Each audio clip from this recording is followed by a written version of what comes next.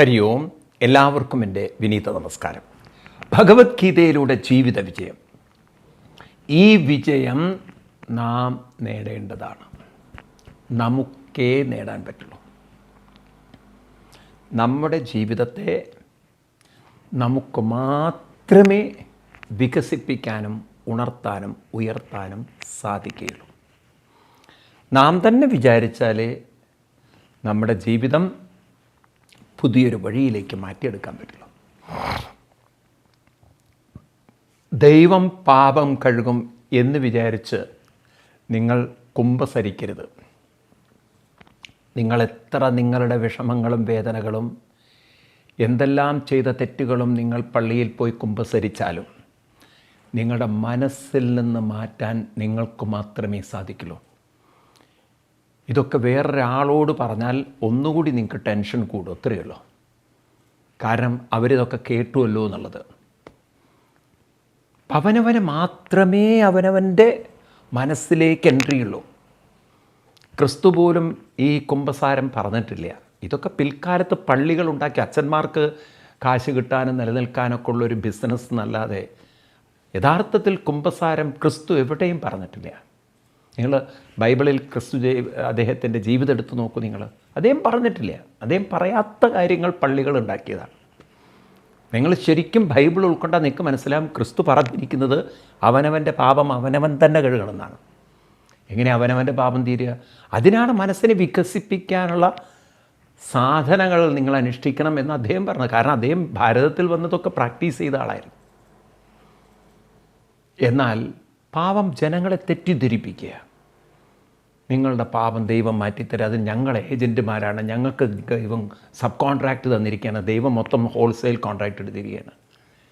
ഈ തരത്തിലൊക്കെയുള്ള ഇടപാടുകൾ നമ്മൾ തിരിച്ചറിയണം. വിദ്യാഭ്യാസം കൂടുന്തോറും നാം അറിയണം നമ്മളെ ആർക്കും പറ്റിക്കാൻ പാടരുത്.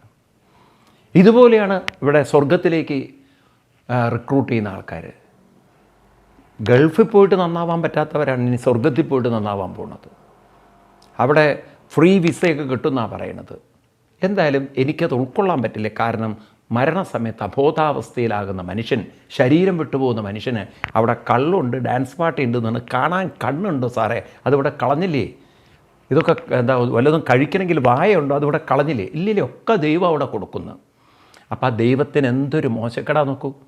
അച്ഛനും അമ്മയും ഇല്ലാതെ ദൈവം സ്വർഗത്തിൽ ശരീരം കൊടുക്കുക. എന്നാൽ ഇവിടെ അച്ഛനെയും അമ്മയും വെച്ചിട്ട് ദൈവത്തിൻ്റെ സഹായം കൂടാതെ ഇവിടെ ശരീരം കൊടുക്കുക.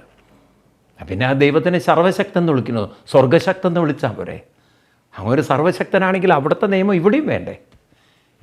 Law should be universal. അവിടെ ഉള്ളതും ഇവിടെയുള്ളൊക്കെ ഒരു നിയമമായിരിക്കണം. എന്തായാലും അവിടെയും കണ്ണും വായും ഒക്കെ നിങ്ങൾക്ക് ദഹനമൊക്കെ ഈ ഭൂമിയിലുള്ള നിയമം തന്നെ വേണ്ടേ? അപ്പോൾ ശരീരം തരുന്നത് മാത്രം ദൈവം, ബാക്കിയൊക്കെ ഇവിടുത്തെ പ്രപഞ്ചത്തിൻ്റെ അവസ്ഥ, നിയമം. ഇതൊക്കെ അന്ധതയാണ്. ഇവിടെ യഥാർത്ഥത്തിൽ നമുക്ക് മനസ്സിലാക്കേണ്ടത് അനന്തഭൂത ഊർജ്ജത്തിൽ നിന്ന് വികസിച്ച നമുക്ക് വികാസവും സാധ്യമാണ്. എന്നാൽ വികസിക്കാൻ തയ്യാറില്ല എങ്കിൽ സങ്കോചവും സംഭവിക്കും. അപ്പം ആരാണ് മാനസികമായി സങ്കോചമുണ്ടാക്കുന്നത്? സ്വന്തം മനസ്സിനെ വികസിപ്പിക്കാൻ ശ്രമിക്കാതെ മറ്റുള്ളവർ തന്നെ ശരിയാക്കും. ഏതോ ദൈവം എന്നെ സ്വർഗത്തിലെത്തിക്കും, ഏതോ ദൈവം എൻ്റെ പാപം തീർക്കും, ഏതോ ഭർത്താവ് വിചാരിച്ചാൽ എനിക്ക് സുഖം തരാൻ പറ്റും, മക്കൾ വിചാരിച്ചാൽ എന്നെ. ഇങ്ങനെ നിങ്ങൾ മറ്റുള്ളവരെക്കുറിച്ച് ചിന്തിച്ചാൽ നിങ്ങൾ മാനസികമായി വികസിക്കുകയില്ല, മാനസികമായി കൂടുതൽ കൂടുതൽ അസ്വസ്ഥരായി തളരുകയാണ്. അതുകൊണ്ടാണ് ഈ സ്വർഗം തലയ്ക്ക് ഭ്രാന്ത് പിടിച്ച ആളുകൾ ആയുധം കൊണ്ട് ഇറങ്ങണം എത്രയും വേഗം അവിടെ എത്താൻ വേണ്ടിയിട്ട്. അവിടെ കള്ളിങ്ങനെ ഒഴുകുകയാണെന്നാണ് പറഞ്ഞത്. ഈ തീവ്രവാദികളൊക്കെ പറയുന്നത് കേട്ട് ഞാൻ അത്ഭുതം വരും. നിരപരാധികളുടെ മുകളിൽ ബോംബിട്ടിട്ട് സ്വർഗത്തിൽ ചെല്ലുന്നു എന്നൊക്കെ പറയാൻ എങ്ങനെയാണ് അതൊക്കെ വിശ്വസിക്കുക എന്നുള്ളതാണ് മനുഷ്യൻ. അത്ഭുതം. എന്നാൽ ഇവൻ മരിക്കുന്ന സമയത്ത് ഇവൻ്റെ മാനസികാവസ്ഥ മുഴുവൻ വിദ്വേഷത്തിൻ്റെ, പകയുടെ, ക്രൂരതയുടെ. എന്നിട്ട് അവിടെ ചെല്ലുമ്പോൾ ഇതൊന്നും ഇല്ലാത്തൊരു മനസ്സ് കൊടുക്കത്രേ. എന്താ അത്ഭുതം! ഇതൊക്കെ എങ്ങനെ നിങ്ങൾക്ക് യുക്തിപരമായി ചിന്തിക്കാൻ പറ്റും? കാരണം എനർജിയെ നശിപ്പിക്കാൻ സാധ്യമല്ല. നിങ്ങളുടെ ചിന്തകളൊന്നും നശിക്കില്ല. നിങ്ങൾ മരിച്ചാലും നിങ്ങളുടെ ചിന്തകൾ നശിക്കില്ല. പണ്ടുള്ളവർ പറയില്ലേ, ചത്താലും കോഴിയുടെ കണ്ണ്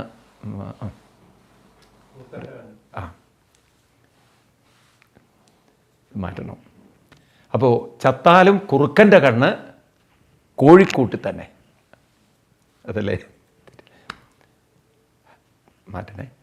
അപ്പോൾ ചത്താലും കുറുക്കൻ്റെ കണ്ണ് കോഴിക്കൂട്ടിൽ തന്നെ എന്ന് പറഞ്ഞ പോലെ മരിച്ചാലും നമ്മുടെ ചിന്തകൾ നശിക്കില്ല സാറേ, ഊർജം നശിക്കില്ല. അതല്ലേ ഐൻസ്റ്റീൻ പ്രൂവ് ചെയ്ത നത്തിങ് ക്യാൻ ബി ഡിസ്ട്രോയിഡ്. പിന്നെ നിങ്ങളുടെ ചിന്തകൾക്ക് എങ്ങനെ മരണം?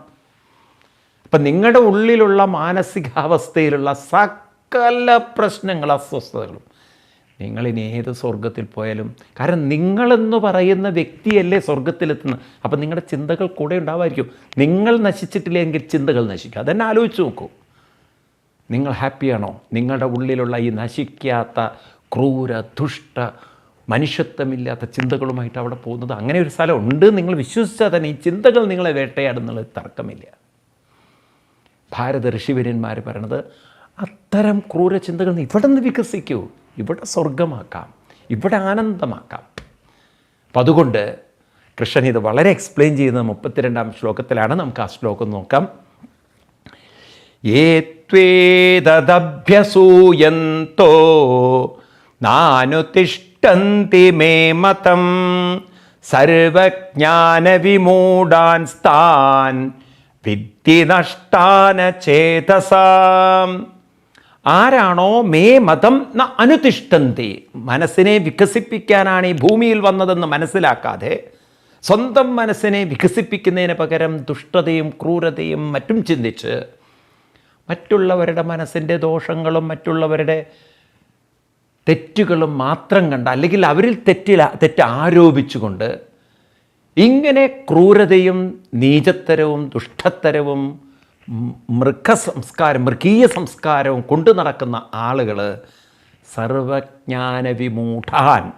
അവൻ എത്ര വിദ്യാഭ്യാസമുള്ള ജോലിയുള്ള ഒരുത്തനായാലും ശരി, അവൻ വിമൂഢനാണ്, പൊട്ടനാണ്. ഒരു സ്വർഗത്തിൽ അവൻ പോവില്ല. അത് മനസ്സിലാക്കിക്കൊള്ളൂ നിങ്ങൾ. മനസ്സ് എന്ന് പറയുന്നത്, ചിന്തകൾ എന്ന് പറയുന്നത് ജന്മങ്ങൾക്ക് കാരണമാകുന്ന വിത്താണ്. എന്ത് ഭാവയതി തത് ഭവതി. നിങ്ങൾ എന്ത് ഭാവന ചെയ്യുന്നു, എന്ത് ചിന്തിക്കുന്നു, എന്ത് ചിന്തകളുണ്ടോ ആ ചിന്തകൾക്കനുസരിച്ച് ശരീരം വരണം. നിങ്ങൾ നോക്കൂ, ഞാൻ പറയണത് നിങ്ങളെ വെല്ലുവിളിക്കുകയാണ്. ഒരു കുഞ്ഞ് ജനിച്ചു വരുമ്പോൾ ആ കുഞ്ഞിനെ നിങ്ങൾ ശരിക്കും ഒബ്സർവ് ചെയ്ത് നോക്കൂ. ആ കുഞ്ഞിൻ്റേതായ ഇഷ്ടാനിഷ്ടങ്ങൾ ആ കുട്ടിക്കുണ്ട്. അച്ഛനും അമ്മയിലും ഇല്ലാത്ത ഇഷ്ടാനിഷ്ടം. അച്ഛന് സംഗീതം അറിയില്ല, അമ്മയ്ക്ക് അറിയില്ല, എന്നാൽ കുട്ടിക്ക് സംഗീതം അറിയുന്നവരുണ്ട്. അതിനത് ഇഷ്ടമാണ്. അച്ഛൻ ഒരുപക്ഷെ വിദ്യാഭ്യാസത്തിൽ പുറകായിരിക്കാം, പക്ഷേ കുട്ടി നല്ല വിദ്യാഭ്യാസമുള്ള കുട്ടിയായിരിക്കാം, അതിനോട് താല്പര്യമുള്ള കുട്ടിയായിരിക്കാം. എന്നാൽ ഇവിടെ വലിയ വിദ്യാഭ്യാസമുള്ള ആളുകളുടെ മക്കൾ പോലും ഒട്ടും വിദ്യാഭ്യാസത്തിൽ ഉയരാത്തവരെത്ര പേരുണ്ട്. രാഷ്ട്രീയപരമായിട്ട് വളരെ കഴിവുള്ള ആളുകളുടെ മക്കൾ രാഷ്ട്രീയത്തിൽ ഒരു ഇൻട്രസ്റ്റും ഇല്ലാത്തവരെത്ര പേരുണ്ട്. അങ്ങനെ നമ്മൾ നോക്കുമ്പോൾ ഇവിടെ ഓരോ കുഞ്ഞും ജനിച്ചു വരുന്നത് ആ കുഞ്ഞിൻ്റേതായിട്ടുള്ള ഒരു സംസ്കാരവുമായിട്ട്, ജന്മവാസന നമ്മൾ പറയാറുണ്ട്. നിങ്ങളൊന്ന് സയൻസുമായി ഒന്ന് അതിനെ ചേർത്ത് വെച്ച് നോക്കൂ. ഈ വാസന മുമ്പുള്ളത് തന്നെയാണ് വരുന്നത്. അപ്പം നശിക്കാത്തൊരു വാസന മുമ്പുണ്ടായിരുന്നു, അക്സെപ്റ്റ് ചെയ്യണം. അതെവിടെ നിന്ന് വന്നു നശിക്കാത്തത്? ദൈവം കൊടുത്തു എന്ന് പറഞ്ഞു കഴിഞ്ഞാൽ ഒരു കുഴപ്പമുണ്ട്. ദൈവം കൊടുത്തതാണ് വാസന എന്ന് പറഞ്ഞു കഴിഞ്ഞാൽ എന്താ അതിലൊരു കുഴപ്പമെന്ന് ചോദിച്ചു കഴിഞ്ഞാൽ, ദൈവം എന്തിനാണ് ചീത്ത വാസനകൾ കൊടുക്കുന്നത്? അപ്പം ദൈവത്തിലുണ്ടല്ലോ ക്രൂരത. നല്ല വാസന കൊടുത്താൽ പോരെ? ചെറുപ്പത്തിലെ ദുഷ്ടത്തരവും നീചത്തരവും ഒക്കെ ഉള്ള കുട്ടികളെ നമുക്ക് കാണാം. മൃഗങ്ങളെ ദ്രോഹിക്കുക, മറ്റുള്ളവരെ ദ്രോഹിക്കുക, വളരെ ദുർവാശിയെടുത്ത് വലിച്ചെറിഞ്ഞ് തകർത്ത് അങ്ങനെയൊക്കെയുള്ള കുട്ടികളുണ്ടല്ലോ. ഈ തരത്തിൽ നാം അറിഞ്ഞിരിക്കേണ്ട കാര്യം ഇതാണ്. നമ്മൾ ഈ ഭൂമിയിൽ വന്നത് മറ്റുള്ളവരുടെ ഗുണദോഷങ്ങൾ നോക്കാനല്ല, നമ്മുടെ മനസ്സിനെ വികസിപ്പിക്കുകയും അതിൻ്റെ കൂടെ മറ്റുള്ളവരുടെ മനസ്സിനെയും വികസിക്കാനുള്ള പ്രേരണയും പ്രചോദനവും പ്രോത്സാഹനവും അതായിരിക്കണം എപ്പോഴും നമ്മുടെ ജീവിതത്തിൻ്റെ ലക്ഷ്യം. ഈ നിങ്ങൾ ആരെന്ത് കുറ്റം പറഞ്ഞാലും നിങ്ങൾ ഈ ഒരു പോളിസി മനസ്സിൽ വെച്ച് നോക്കൂ. ഭാര്യ ഭർത്താക്കന്മാരാവട്ടെ, ഭാര്യ നിങ്ങളെ അബ്യൂസ് ചെയ്യുന്നൊരു ഭാര്യയിലും, ഞാൻ അവളെ അബ്യൂസ് ചെയ്യരുത്, എൻ്റെ ലക്ഷ്യം അതല്ല. എൻ്റെ മനസ്സിനെ നല്ലത് ചിന്തിപ്പിക്കുക, നല്ലത് പറയുക. അതുപോലെ ഭർത്താവ് അബ്യൂസ് ചെയ്യുന്ന ഒരാളാവട്ടെ, നല്ലത് ചിന്തിക്കുക, നല്ലത് പറഞ്ഞു കൊടുക്കുക. അല്ലാതെ ഒരാൾ അബ്യൂസ് ചെയ്യുന്ന സമയത്ത് മാനസികമായി വിഷമിപ്പിക്കുന്നത് അയ്യോ എന്നും പറഞ്ഞ് നെഞ്ചത്തടിച്ച് കരയല്ല. നല്ലത് ചിന്തിക്കുക, നല്ലത് ചിന്തിക്കാൻ പ്രേരിപ്പിക്കുക. അതാണ് നമ്മുടെയൊക്കെ ഒരു പ്രേരണയാകേണ്ടത്. നിങ്ങൾ നോക്കൂ, രാമായണത്തിൽ അതിങ്ങനെ നമുക്ക് ഇഷ്ടം മാതിരി കാണാം. ശ്രീരാമസ്വാമി ഭാര്യയെ വധിച്ച സമയത്ത് താരാദേവി രാമനോട് പറഞ്ഞിട്ട്, എന്തിനാ രാമ ഈ ക്രൂരത ചെയ്തത്, എൻ്റെ ഭർത്താവ് എന്ത് തെറ്റാ ചെയ്തത്, അങ്ങനെ പൊട്ടിക്കരയും, എന്നെയും കൂടെ കൊല്ലു രാമാസ്ത്രം എന്ന്. ഉടനെ രാമൻ താരയോട് ചോദിക്കും, താരേ നിൻ ഭർത്താവോ ദേഹമോ ദേഹിയോ. പിന്നെ അവർ തമ്മിലുള്ളൊരു ഡിസ്കഷനാണ്. എൻ്റെ ഭർത്താവ് എന്ന് പറയണത് ആരാണ് വാസ്തവത്തിൽ? ഞാൻ എൻ്റെ ഭർത്താവിനെ വധിച്ചിട്ടില്ല, കൊന്നിട്ടില്ല. കാരണം നീ ഭർത്താവ് എന്ന് പറയുന്നത് ഈ ശരീരമല്ലോ. നീ പറയുന്ന ഭർത്താവ് പോയി എന്ന്, പോയ ആളെ ഞാൻ വധിച്ചിട്ടില്ലല്ലോ. അവൾ ഈ ശരീരമല്ലേ വീണ് കിടക്കുള്ളൂ. ആളെവിടെ പോയി? ആരാണ് ആ ഭർത്താവ് എന്നൊക്കെ ഇങ്ങനെ ചിന്തിച്ചപ്പോഴാണ് താരയ്ക്കും തോന്നി, ആരാപ്പം എൻ്റെ ഭർത്താവ്? ഈ ശരീരം വിട്ടുപോയി എന്ന് ഞാൻ പറയണു. അപ്പം അയാൾ എവിടെ പോയി? ആ ഭർത്താവ് ആരായിരുന്നു? അപ്പം താരയ്ക്ക് മനസ്സിലായി, എല്ലാവരും ഇതുപോലൊരു ഊർജ്ജശക്തിയിൽ നിന്ന് വന്നവരാണ്. ആ ഊർജ്ജശക്തിയിൽ നിന്ന് പല ചിന്തകളുമായി വരുന്നു. ആ ചിന്തകൾക്കനുസരിച്ച് ജന്മങ്ങളെടുക്കുന്നു. ഒരിക്കലും നശിക്കുന്നില്ല, ഒരിക്കലും മരിക്കുന്നില്ല എന്നുള്ള കാര്യങ്ങളൊക്കെ പറഞ്ഞപ്പോൾ താര പറഞ്ഞു, ഭഗവാനെ, എനിക്ക് ഈ സത്യം സാക്ഷാത്കരിക്കണം. ഞാൻ എവിടെ നിന്നാണ് വന്നത്, എൻ്റെ റൂട്ട്, എൻ്റെ ഉറവിടം, എൻ്റെ സ്രോതസ്സ് ആഴണം വാഴണം നിൻ മഹസാമാഴിയിൽ ഞങ്ങളാകവേ വാഴണം സുഖം എന്ന് നാരായണ ഗുരുദേവൻ തൻ്റെ ദൈവദശകത്തിൽ.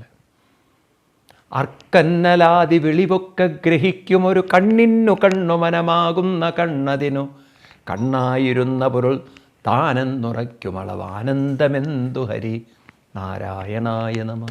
ഹരിനാമകീർത്തനം. ഇങ്ങനെ ഓരോ കൃതികളും നിങ്ങൾ നോക്കൂ. ബ്രഹ്മത്തെ കണ്ടു കൊതിക്കുന്ന ജീവനും അപ്പോഴേ ജ്ഞാനപ്പാന പൂന്താനം പറഞ്ഞ് അവസാനിപ്പിക്കുന്ന അവിടെയാണ്. ഇതൊരു ബ്രഹ്മതത്വത്തിൽ നിന്നാണോ നമ്മൾ വന്നിരിക്കുന്നത്, അവിടേക്കാണ് ജീവൻ പോകേണ്ടത്. അപ്പം അതുകൊണ്ട് മറ്റുള്ളവരുടെ മനസ്സിനെക്കുറിച്ച്, അവരുടെ സ്വഭാവങ്ങളെക്കുറിച്ചൊക്കെ വേണ്ടാത്തത് ചിന്തിക്കുന്നതിന് പകരം സ്വന്തം മനസ്സിനെ വികസിപ്പിച്ചുകൊണ്ടിരിക്കും. ഞാൻ എന്തിനാ ഭൂമി വന്നത്? വികാസമാണ്. സങ്കോചിക്കാനല്ല വന്നത്, സങ്കുചിതരാവാനല്ല വന്നത്, സംതൃപ്തമായി സന്തുഷ്ടരായി ധന്യരായി പോവാനാണ്.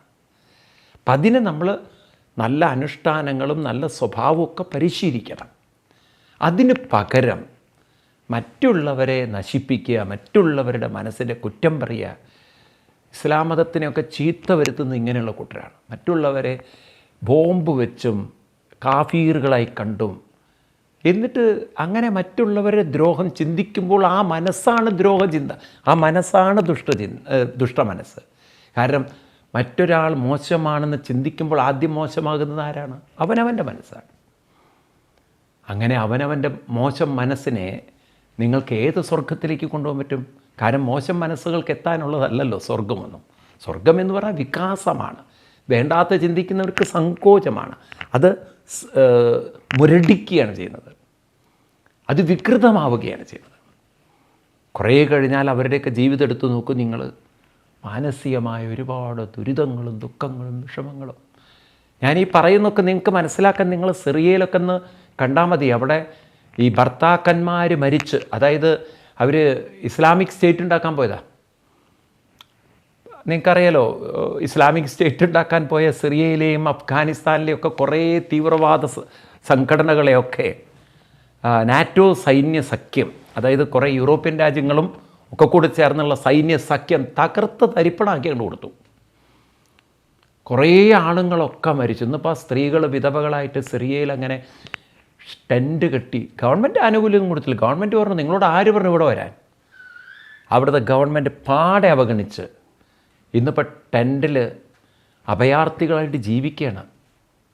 മലമൂത്ര വിസർജനത്തിനൊക്കെ പുറം സ്ഥലത്ത് പോന്നു. അവിടെ വൃത്തിയില്ല, വെള്ളമില്ല. ഓരോ വാർത്തകളൊക്കെ നിങ്ങളൊന്ന് ഇൻ്റർനാഷണൽ ന്യൂസും BBC ഒക്കെ ഒന്ന് കാണണം. അപ്പം കണ്ണ് നിറഞ്ഞു. ഇവരൊക്കെ എവിടെ നിന്നാണ് വരിക അറിയോ? യൂറോപ്പിൽ നിന്നും പല രാജ്യങ്ങളിൽ നിന്നൊക്കെ വന്നവരാണ്. അവരോടൊക്കെ പറഞ്ഞെന്താ വെച്ചാൽ, നമ്മൾ ദൈവത്തിന് വേണ്ടി മരിക്കാൻ പോകുന്നു എന്നുള്ളതാണ്. കാഫീറുകളെയൊക്കെ നശിപ്പിക്കാൻ പോവുകയാണ് അത്ര അവർ. ഇപ്പം അവർ നരകിക്കുകയാണ്.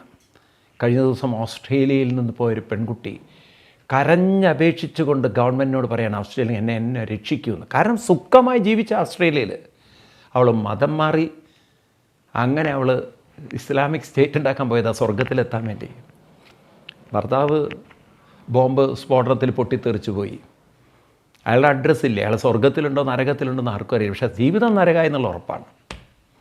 ഈ പെൺകുട്ടി ഇപ്പം നരക ജീവിതത്തിൽ, ഇവളല്ല 10,000-കണക്കിന് ടെൻറ്റിലിങ്ങനെ, അതും 1-2 ഭർത്താക്കന്മാരിലൊക്കെ ഉണ്ടായ കുട്ടികൾ, അവരെ അതാ പഠിപ്പിച്ചിരിക്കുക. കറുത്ത അള്ളാഹുവിന് വേണ്ടി നിങ്ങൾ പ്രസവിച്ചുകൊണ്ടിരിക്കുന്നതാണ്.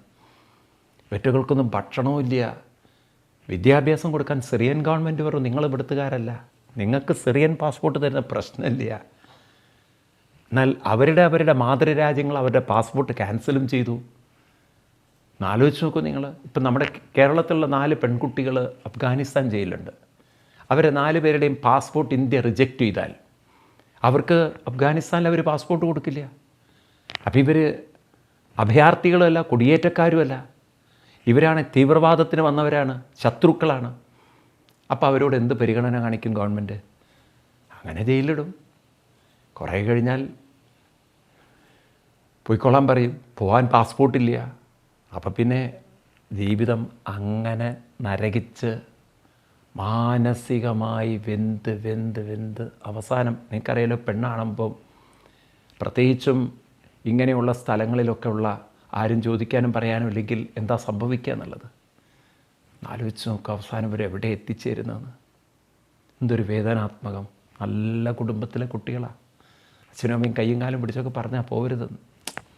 സ്വർഗത്തിൽ അങ്ങനെ വിരുന്ന് വെച്ചിരിക്കുകയാണ് ദൈവത്തിന്. ഇന്നിപ്പോൾ ദൈവവും ഇല്ല.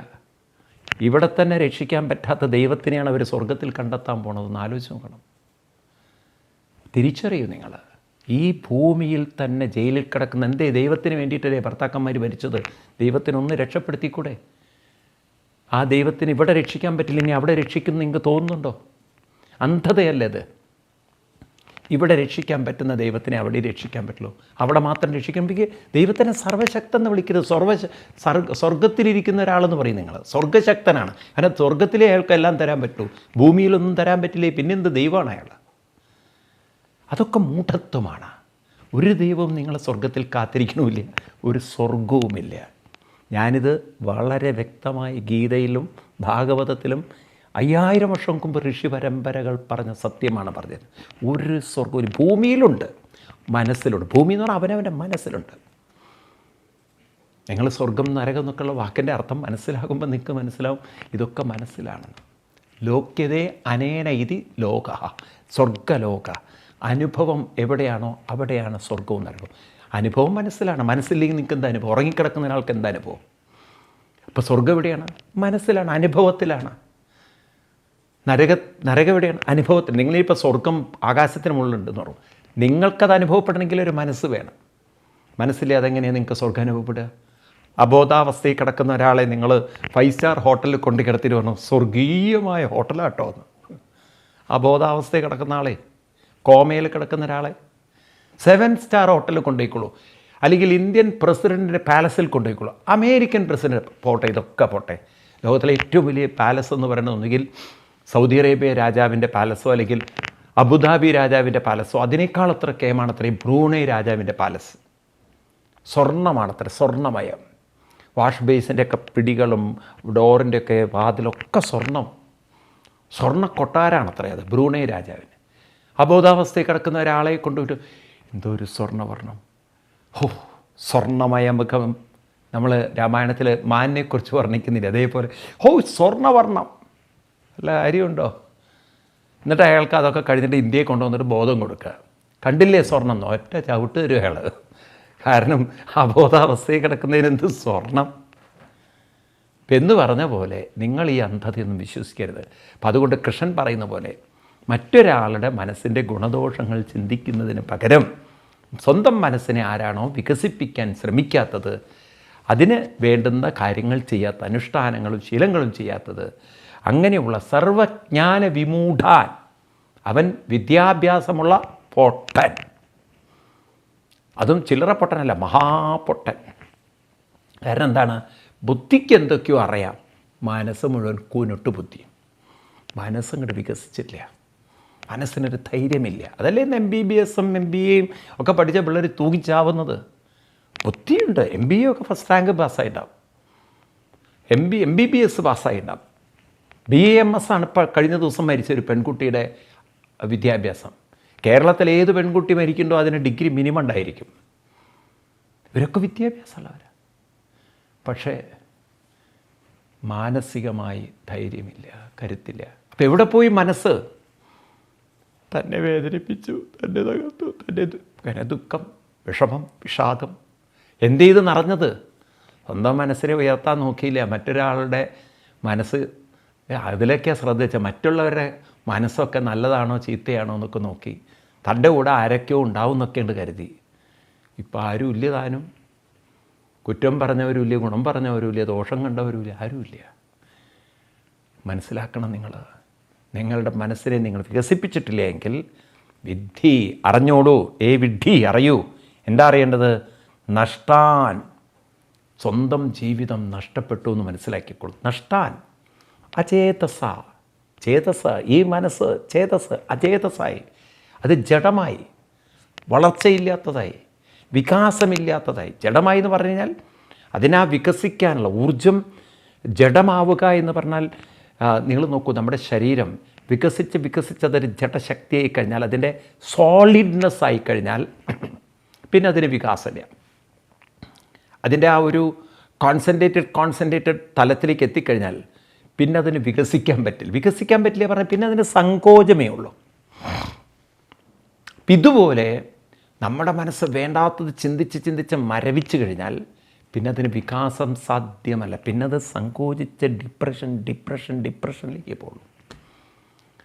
അതുകൊണ്ട് നാം മനസ്സിലാക്കണം, നമ്മുടെ മനസ്സിനെ ജഡമാക്കാനല്ല, അതിൻ്റെ വികാസം നഷ്ടപ്പെടുത്താനല്ല, മുരടിപ്പിക്കാനല്ല, മന്ദമാക്കാനല്ല നാം വന്നിരിക്കുന്നത്. നല്ലൊരു മനസ്സുമായിട്ട് ഭൂമിയിൽ വന്ന് നമുക്ക് അതിനെ വികസിപ്പിക്കാൻ, അതിനെ വിടർത്താൻ, അതിനെ ഉണർത്താൻ, അതിനെ ഉയർത്താൻ സാധനാനുഷ്ഠാനം കൂടിയേ കഴിയും. അങ്ങനെ ചെയ്തിട്ടില്ലെങ്കിൽ നിങ്ങൾ ബുദ്ധിയുള്ള മണ്ടന്മാരാണ്, പൊട്ടന്മാരാണ്. കാരണം ബുദ്ധിയിൽ എന്തൊക്കെയോ അറിയാം, മനസ്സ് മുഴുവൻ ശുഷ്കവും വിരസവും വിഷാദവുമാണ്. ഇവിടെ ജീവിതമുണ്ട്. അതാണ് ഭഗവാൻ ഈ ഒരു ശ്ലോകത്തിൽ പറഞ്ഞത്. അപ്പം അതുകൊണ്ട് ഒരു കാര്യം കൂടി നിങ്ങൾ ഓർക്കണം, മനസ്സിലാക്കണം. അത് കൃഷ്ണൻ അടുത്ത ശ്ലോകത്തിൽ പറഞ്ഞു തരികയാണ്. അതെന്താണ്? നമുക്ക് അടുത്ത ക്ലാസ്സിൽ കാണാം. ഹരി ഓം.